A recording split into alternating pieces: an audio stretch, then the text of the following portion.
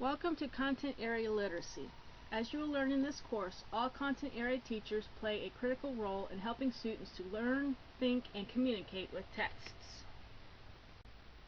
The objectives of this mini presentation is to define literacy, examine trends in literacy, and generate a rationale for content area literacy. Take a moment and think about your definition of literacy. Pause this clip to jot down your definition. Literacy means more than the ability to read and write. Content area literacy is defined by Vaca and Vaca as the ability to use reading, writing, talking, listening, and viewing to learn subject matter in a given discipline. This reading, talking, writing, listening, and viewing involves the use of textbooks, many of which are written at a reading level above the attended audience. Teaching with text requires the use of strategies instead of assign and tell, which most of us experienced. To use text strategically, you must first be aware of the bond that links reading and learning across the curriculum. To understand the bond between reading and learning, it is important to understand some basic definitions. Cultural literacy refers to what an educated person should know about the arts, literature, and other determinants of culture. Functional literacy is the reading and writing that a person needs to survive in society. Illiteracy is the inability to read or write a language. Alliteracy is the lack of reading habit among those who have the ability to read and write, but choose not to. Prior knowledge reflects the experiences, conceptual understandings, attitudes, values, skills, and strategies a student brings to a text learning situation. Schema is the knowledge network that guides human behavior. Reader response refers to the way a person reacts to hearing or reading a piece of text. Scaffolding refers to the support and guidance provided by an adult or more capable peer that helps a student function on a higher level. School literacies encompass cognitive processes such as reading and social, cultural, and political processes. Community literacies includes out-of-school cultures and literacy. The home language of an ESL student is an example. Personal literacies involve students' critical awareness of themselves. This type of literacy influences students' interpretation of the text. The demands placed on a reader changes from subject matter to subject matter. Reading a social studies textbook is different from reading a biology textbook, which is different from an algebra textbook. Yet students are expected to go from one to the other in a matter of minutes. It is very demanding on the student to switch from content area text to content area text. That is why the anticipatory set and pre-reading activities are so important. There are several factors that influence content area literacy in a given subject area. They are the learner's prior knowledge of, attitude toward, and interest in the subject, the learner's purpose for engaging in reading, writing, and discussion, vocabulary and conceptual difficulty of the text material, assumptions that the text writer make about their audience of readers, text structures that writers use to organize ideas and information, and the teacher's belief about and attitude toward the use of text in learning situations.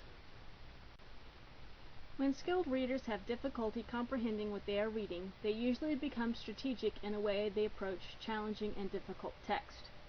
The characteristic of good readers are that they are active, purposeful, evaluative, thoughtful, strategic, persistent, and productive readers. Good readers have clear goals in mind for their reading and evaluate whether the text and their reading of it is meeting their goals. They look over the text before they read, noting such things as the structure of the text and text sections that might be most relevant to their reading goals. They make predictions about what is to come. Good readers read selectively, continually making decisions about their reading, such as what to read carefully, what to read quickly, what not to read, what to reread, and so on. They construct, revise, and question the meaning they are making as they read.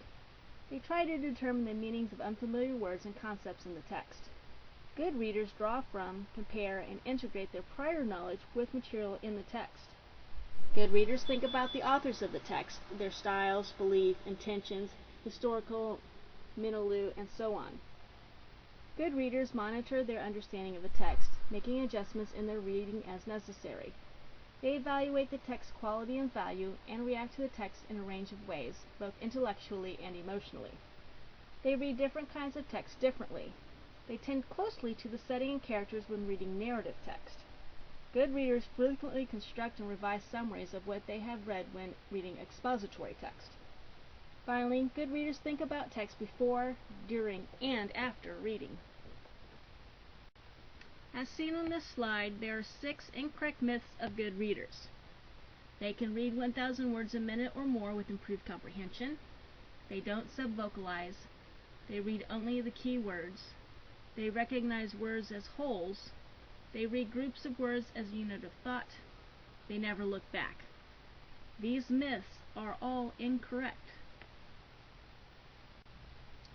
Scaffolding gives students the strategies and tools necessary to help them become independent readers of difficult material.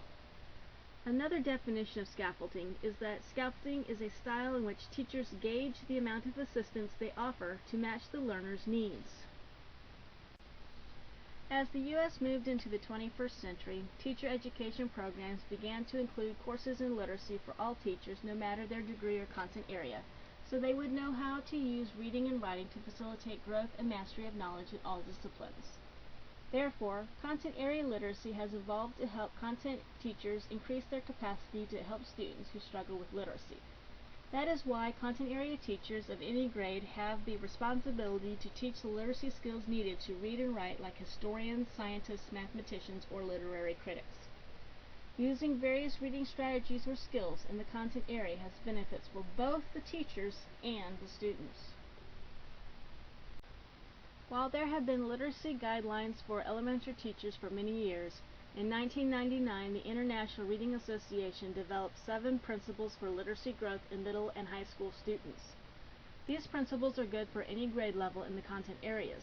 The 7 principles are: adolescents, or dare I say students, deserve access to a wide variety of reading materials that they can and want to read, instruction that builds both the skill and desire to read increasingly complex materials, assessment that shows them their strengths as well as their needs and that guides their teachers to design instruction that will best help them grow as readers, expert teachers who model and provide explicit instruction in reading comprehension and study strategies across the curriculum, reading specialists who assist individual students having difficulty learning how to read, teachers who understand the complexity of individual readers, respect their differences, and respond to their characteristics, and homes, communities, and a nation that will support their efforts to achieve advanced levels of literacy and provide the support necessary for them to succeed.